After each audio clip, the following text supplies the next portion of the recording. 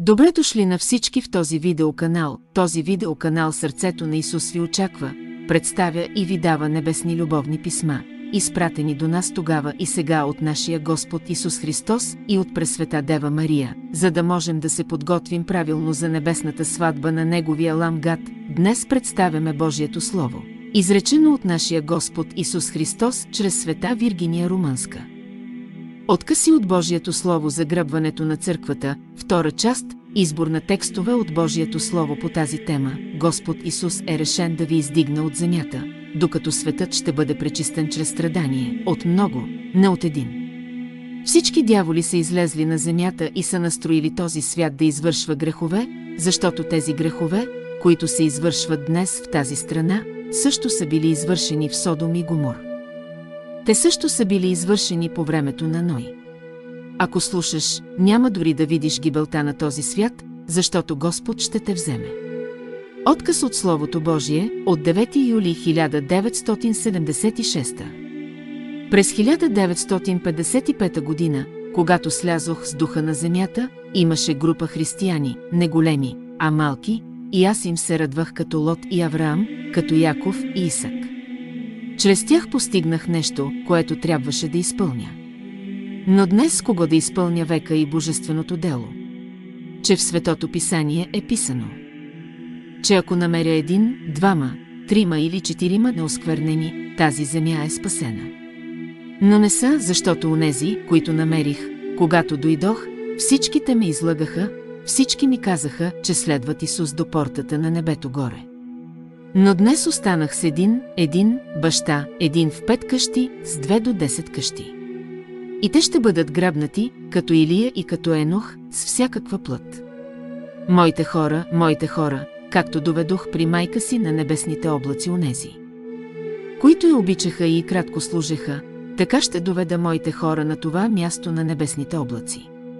Моят народ ще се чуди за живота ви, за вашата страна, но ако остане само един, той ще бъде отвлечен и страната ще бъде унищожена, а ако са 5, Господ ще върши работата си чрез тях и страната няма да бъде унищожена.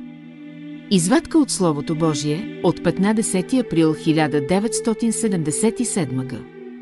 Татко Израел, малко и ще се преместим от тази земя. Защото Бог е решил да я очисти. Ще се движим по-високо от земята. Не нагоре. Отгоре, за да не стигне до него нито огънят, който ще го изгори, нито водата, която ще го очисти. Отказ от Словото Божие от 20 септември 1977 г. Господ не те оставя, а те прибира. Как? Няма да знаеш. Народите ще гледат на всички страни и няма да те видят. Господ ще тури знамения на къщата ти и никой няма да разваля нищо и Господ ще я очисти. Но само ти, възлюбени мой, да нямаш злия дух в сърцето си, защото Господ ще те остави в часа, когато злият дух ще бъде с вас. Не е време Господ да изгони злия дух. Веднъж за всички векове Господ е работил за всички. Винаги се молете името ви да не бъде изтрито от Божията книга. Внимавай, че си най-мразеният на света. Животните са най-сладките на света, но вие сте мразени от света. На Мойсей. Всичките мразят и за това ще бъдеш грабнат и светът ще бъде унищожен.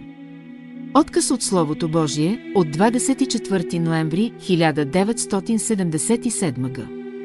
Не бъдете като света дори и едно синапено зърно. Ако сте видели нещо в себе си и то е в света, изхвърляте го. Татко, не позволявай на това малко нещо да те спре по пътя ти към небето. Ще гледаш наляво и надясно и няма да има кой да застане на твоя страна, защото това малко нещо е голям грях. Че не знаеш кога тръбата ще затръби и ще ти каже чрез неговата тръба и ти няма виж нещо и ангелът ще дойде и ще ти каже, качи се тук, защото земята няма да бъде нищо друго освен огън. Повярвай ми, говоря само от книгата, но ти не знаеш откъде говоря, защото аз не говоря от средата, нито от началото, но аз говоря от последния лист на книгата, така че и вие да бъдете възкресени от Словото Божие. От 1977 г.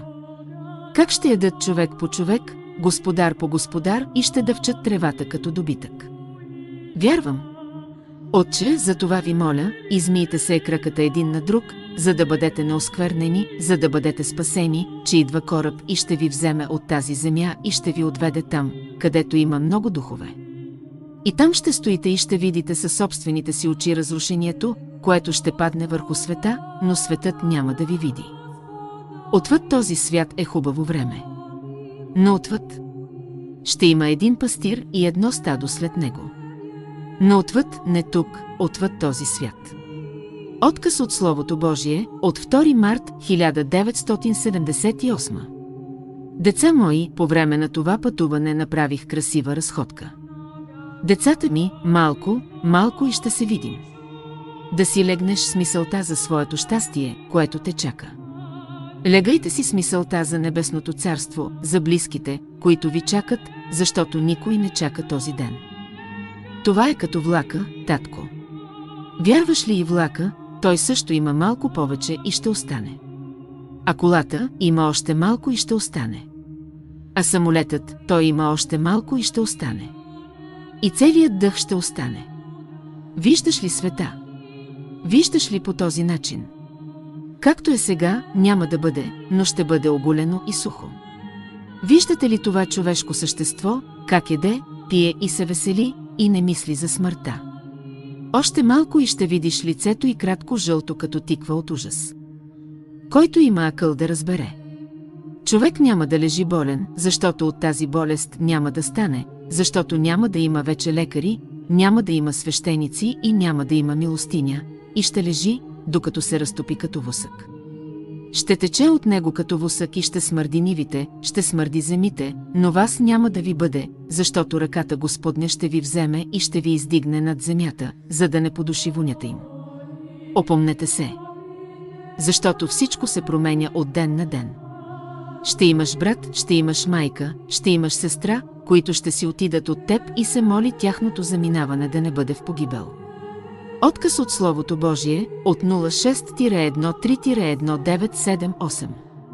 Той не е свещеник, не е пророк, няма пророчество, в което да не е стрелял с оръжието си. Този момент, в който си ти, е последният, когато е писано, че в последните времена ще се върна при теб и ще взема моето със себе си. Ще отделя овцата от козата, ще отделя агнето от лошите овце. Не се отделяй от мене, защото идва време желязото да се спука, камъкът да се спука, дървото да се спука и ти няма да се спукаш, ако си с мен. Отказ от Словото Божие от 11 септември 1978. Слушайте, хора мои, това Божие учение. Почистете пътя си, защото Господ идва да ви вземе в ковчега си, както взе и Ной, за да преминете дълбокия и широк Дунав. Омесен с кръвта на мъчениците. Отказ от Словото Божие от 10 февруари 1979. Никой не получи короната за делата. Отиват светиите и питат, има ли още, Господи? Вървете си по местата, защото докато не дойдат тези от голямата скръб, ние няма да раздадем даровете. Така казва Господ, вие ще бъдете този от голямата скръб, за когото небето ви очаква с помпа. Отказ от Словото Божие от 9 март 1980. Скъпи мои. Взимам ви в лодката и прекосявам водата до скъпия бряг и ако сте добре подготвени, лодката не се люлее. Гладко имайте предвид, че земята ще изгори и Господ ще ви събере някъде и вие ще гледате само с очите си и никаква зло няма да ви докосне и ще бъдете свидетел на всички. Отказ от Словото Божие от 17 декември 1984. Очите ти ще видят, когато направя колекцията, какво ще каже първият повикан. Двама ще бъдат в къща, едното вземам, другото оставям. Колко оплакване ще има, когато видят. Боли ме от това обърнато гръб, но тях не ги боли, че са загърбили своето добро. Но тези, които имам, ще извикат и за тях, Господи, върни и тях. Дайте им къмшик по гърба, за да усетят ожилването и да се обърнат от страх. Извадка от Словото Божие от 1 май 1989 г. Отче мой, за това си болен, че обличаш дрехи, които не познавам, че се докосваш до неща, които не знам, неща от народите на земята, и си забравил светите неща, Отче. Казах на Израел да не носи орнаменти по тялото си и той украси къщата си с празни орнаменти и това уморява духа ми, когато живея в къщата на моя християнин. Но аз започнах свято заселване и свято и небесно смирение и приемам, синове мои, небесното увещание, което давам за Израел. Облечете се в святост и смирение, вие и домовете ви, вие и синовете ви, и облечете се, татко, свят външен вид и не работете повече, за да направите себе си нещастни. Не е хубаво, синове мои. Изгонете от себе си и от себе си и от къщите си, изхвърляте суетната слава. Не е красиво празна слава, татко, изтощително е и за очите, и за душата, и за духа ми, който живее във вас или до вас. Вие също работите.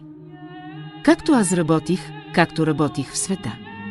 Ето, за това ни спуслах словото си, така че тази шатра, в която седя днес с моите хора в съвет, за да мога да ви науча да работите, както работих аз, нека да работим небето, татко, небето на земята, и нека тогава го раздухаме навсякъде.